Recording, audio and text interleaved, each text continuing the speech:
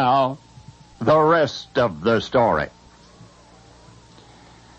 You could hear the haunting voices of the black tide as it rushed toward New Orleans' Congress Square, and leading the enchanted, chanting mob was a tall mulatto woman with exquisite features, her head held high.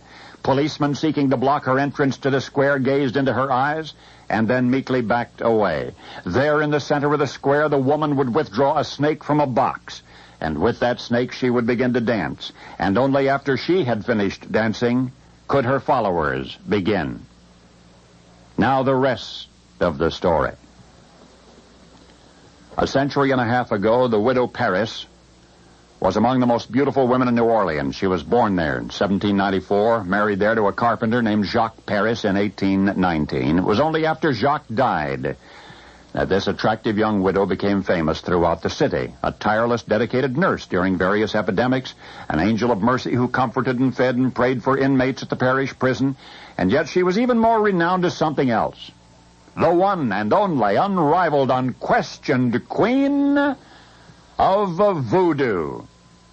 The widow Paris, or the widow Paris, was a statuesque woman with curling black hair, was said to be of white and black and Indian extraction. Voodoo was thriving in New Orleans before the widow Paris ascended her throne. But the cult was not yet well organized. There were a number of queens competing for supremacy. So the widow swept aside her competition through a number of means. First, her extraordinary beauty and personal charm. Those were powerful assets. She was also a media manipulator, a skilled businesswoman who, unlike other voodoo queens, made magic pay. The widow incorporated Roman Catholic rituals in her voodoo as well. That mitigated the cult's evil reputation among the unindoctrinated. But the main reason, the big reason that the widow rose so swiftly and surely to the pinnacle of her mystical art, the number one secret of her success as the queen of the voodoos, was her amazing knowledge.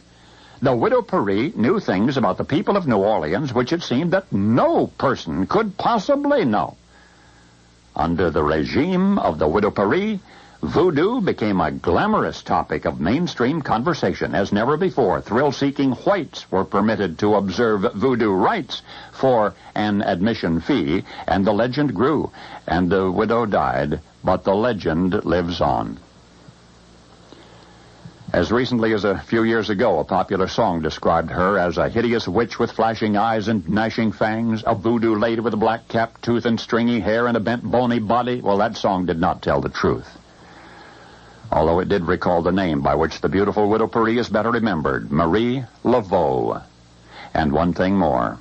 What fascinated the white people of New Orleans most about Marie Laveau, and what gave her power over them, was her uncanny awareness of the most intimate details of their lives. She knew everything about everybody.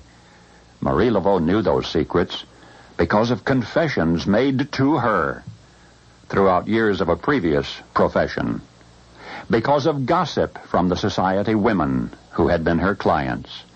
When the widow Paris, the young Marie Laveau, the woman who would one day rule a city from a voodoo throne, when she was New Orleans' most prominent hairdresser?